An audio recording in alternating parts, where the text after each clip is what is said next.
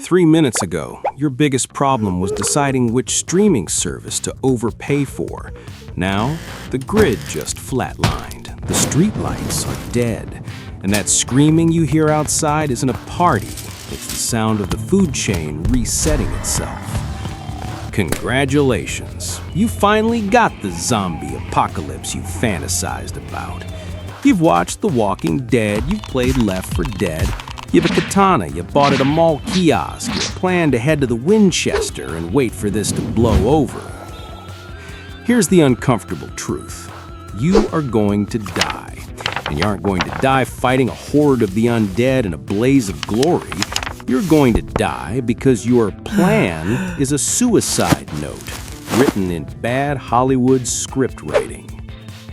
While you're loading your shotgun and preparing to act like a main character, the laws of physics and biology are already writing your obituary. The zombie apocalypse isn't a movie. It is a biological math problem. It is an energy equation. And right now, your math is wrong. Today, we are deleting the Hollywood garbage from your brain. We are replacing headshots and heroes with thermodynamics, calorie math, and the forbidden technologies that the survival industry forgot to sell you. We are going to turn you from a loot drop into a ghost. This is the protocol when the dead walk and the living hunt. Welcome to the new food chain.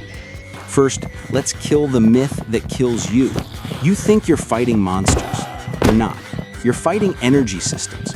Hollywood tells you zombies are perpetual motion machines. They run forever, scream forever, and never get tired. Physics doesn't negotiate.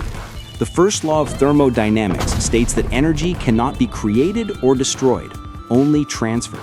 If something is moving, it is burning calories. The Calorie Bankruptcy protocol. A sprinting infected human burns roughly 600 to 800 calories an hour. If they aren't eating, they are starving. If they are hyper-aggressive, they are burning fuel they cannot replace. Your first strategy isn't combat, it's entropy. You don't fight the wave, you outweight the energy curve. In the first 72 hours, the infected are Ferraris running on a full tank. By day 14, without food, they are economy cars running on fumes. By day 30, they are stationary biological hazards. The action? Do not bug out on day 1. That is sprinting into a meat grinder. You need to initiate the incubation fortress. You seal your door. You fill your bathtub and your contractor bags with water. You black out your windows. And you wait. Let the panicked masses outside be the calorie source that burns out the infected. Let the physics of starvation do the killing for you.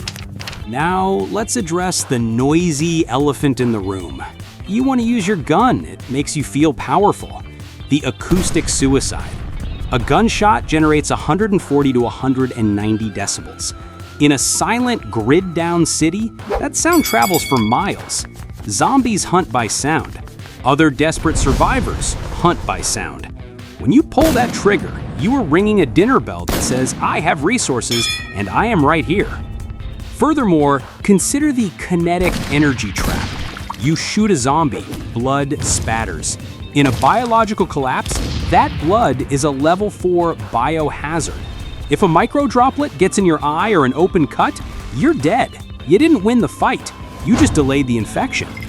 The scavenger science solution. You need reach, silence, and reusability. You need a spear. Go to your kitchen. Find your longest, strongest knife. Find a broom handle or a mop pole. Use that duct tape you should have stockpiled or the bank line you bought instead of paracord. Lash the knife to the pole. Now you have a weapon that, 1, keeps the biohazard 5 feet away from your face, 2, requires 0 ammo, 3, makes 0 noise, 4, can be used to a chain link fence or a cracked door without exposing your body. The armor hack. You don't have Kevlar? Good.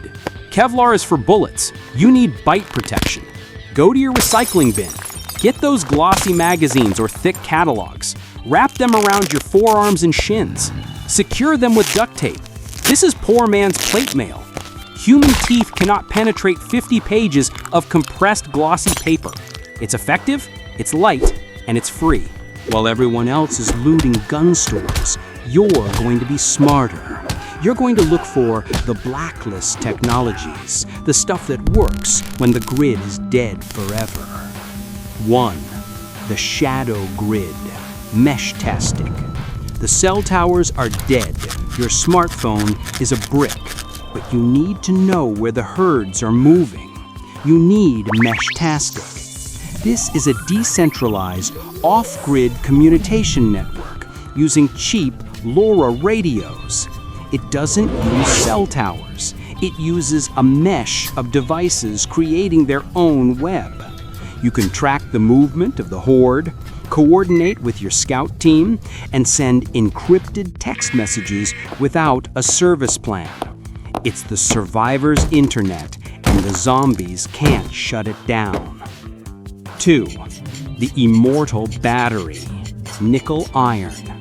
Your lithium batteries will die in a few years. They are chemical time bombs. If you are bunkering down for the long haul, you need the Edison battery, nickel-iron. It lasts a century.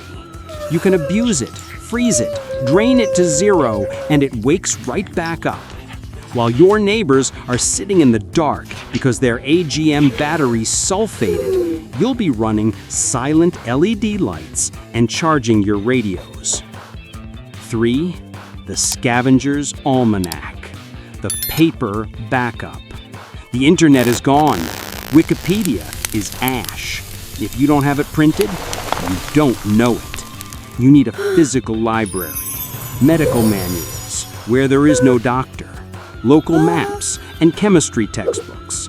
Knowledge is the only resource that multiplies when you use it. Where do you hide? If you say, "The mall, turn off this video," you're already dead. Malls are glass coffins with too many exits. The vertical labyrinth. Zombies and looters are lazy. They follow the path of least resistance. You want the self-storage facility. It's a concrete fortress, steel doors, no windows on the lower levels, high walls, and most importantly, a labyrinth of corridors. You clear the ground floor. You destroy the stairs. You live on the second floor. Zombies can't climb ropes. They can't operate elevators.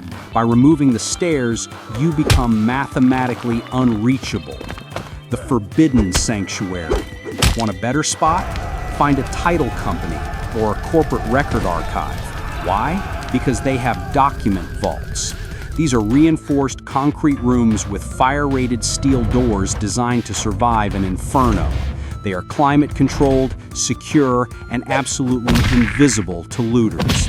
While people are fighting over the grocery store, you are sleeping behind a 12-inch steel door in a building nobody cares about. Eventually, you have to move. Your water heater tank ran dry, you need supplies. How do you move through a city of the dead? You don't act like a soldier, you act like a ghost.